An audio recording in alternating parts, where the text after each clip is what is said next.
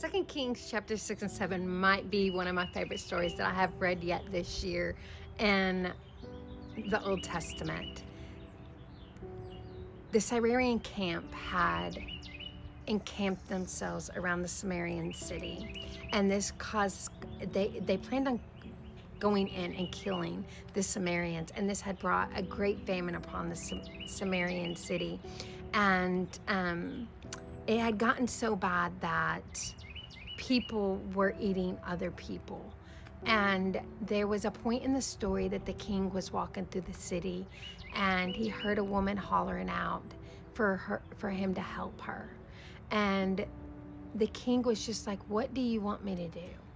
There's nothing I can do for you. I am not the Lord. There's nothing I can do for you." And this woman begins to proceed to offer her child for food if he in return would give his son the next day. And this had angered the king very much. Now, there was the prophet Elisha who was spreading a message around that the Lord was going to provide and that the Lord was going to change the situation around. And this had angered the king, and the king had sent one of his officers out and said, "You tell Elisha that I am looking for him, and when I find him, I will have his head in my hand by the end of the day." And Elisha looked at the officer and said, "I am here to tell you the Lord's message." And the Lord's message said that there would be broccoli and flour and other things at the entrance of the gate by tomorrow morning, and it's going to be affordable for all the people. It's going to be affordable. All the people are going to be able to afford it.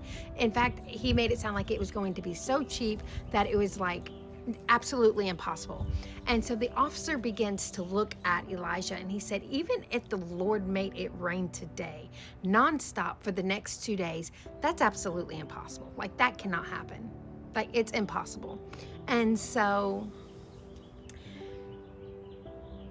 Elisha began to tell the officer, he told him, he said, "This is going to take place. Like, this is going to happen. This is the word from the Lord.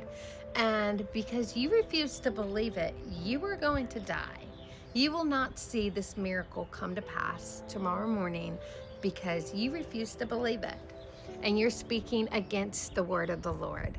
So on down in the story, there's 4 lepers, totally discouraged, and they are like, "We are getting out of here. We are leaving.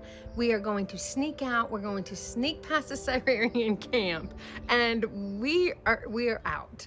And so they begin to leave, and they get to the Syrian camp, and they noticed that the Syrian camp had fled, but they left all their belongings. They left absolutely everything. They left their food, their clothing, all their money, and they just began going into each tent and collecting every single item that they could even.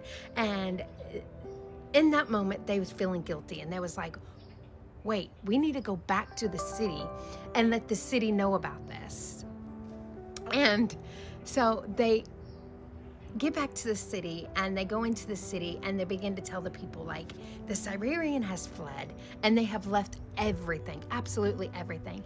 And of course, Elisha's word had come to pass. The word from the Lord had come to pass. And as the people were flooding out the gates to collect everything that the Syrians had left, that officer was trampled upon, and he died.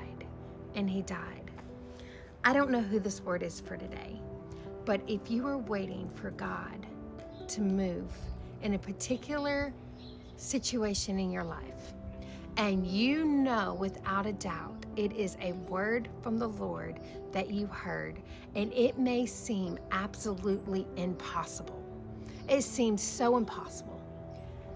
Believe in the word you heard from the Lord. And I think that's just what's so strong on my heart today. God is going to do the impossible in that situation. Your mind cannot even comprehend what God is about to do for you in this situation.